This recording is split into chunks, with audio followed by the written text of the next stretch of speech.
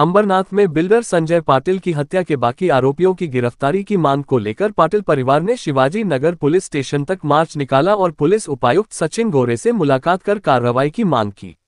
1 महीने पहले अंबरनाथ पूर्व में शिव मंदिर रोड पर कंस्ट्रक्शन कारोबारी संजय पाटिल की बेरहमी से हत्या कर दी गई थी।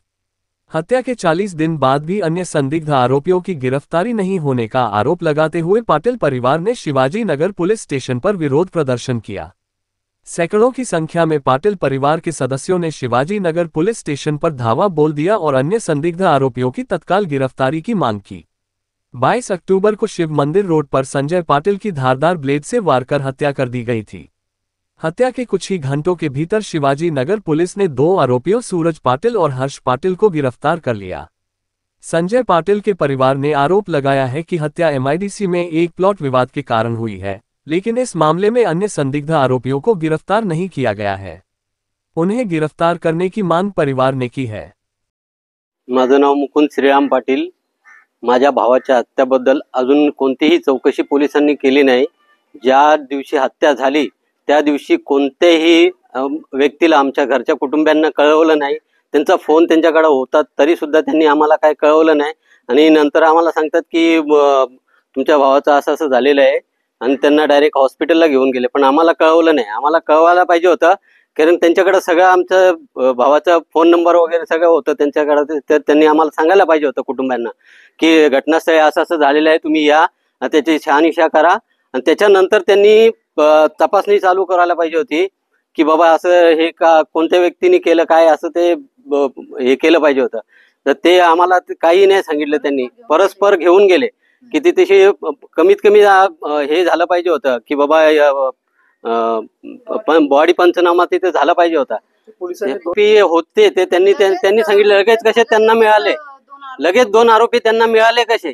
जेव्हा एखादा माणूस एखाद्या व्यक्तीला चापट मारतो आणि तो फरार होतो तर त्यावेळेस तो त्यांना शोधायला कमीत कमी 10-12 दिवस लागतात। यांना 2 तासातच कसं मिळालंय? आणि 2 तासात मिळू द्या, त्याचा तर हे भाग नाही, पण अजून कोणते व्यक्ती होते त्याच्यामध्ये ते पोलिसांनी तपास केला पाहिजे होते। त्याचा अजूनही तपास झालेला नाही। यांची मुलगी आहे। आम्ही पोलिसांना वारंवार चौकशीसाठी पोलीस स्टेशन मध्ये गेलो असता त्यांनी आमची कोणती ते आम्हाला तपास चालू आहे असंच सांगतात सारखं। आम्ही सर्व डीसीपी एसीपी सगळ्यांना भेटून आम्ही वारंवार अर्ज करून पण त्यांनी कोणती ऍक्शन घेतलेली नाहीये आणि हे 2 जणांचं काम नाहीये। ते सगळे बोलतात आम्ही 2 आरोपींना अटक केली आहे, पण 2 लोकांचं काम नाही। ह्याच्यामध्ये नक्कीच 8 ते 10 मारेकरी असतील आणि सूत्रधारही वेगळे असतील, तरी पण कोणी अजूनही या बाबतीत चौकशी केली नाही। आम्ही स्वतः चौकशीसाठी गेलो असता आम्हाला सांगितले पोलीस आमच्याकडे चौकशीसाठी आलेले नाहीयेत। म्हणजे कुठल्या प्रकारे इन्व्हेस्टिगेशन चालली आहे हे सगळ्यांना दिसतंय।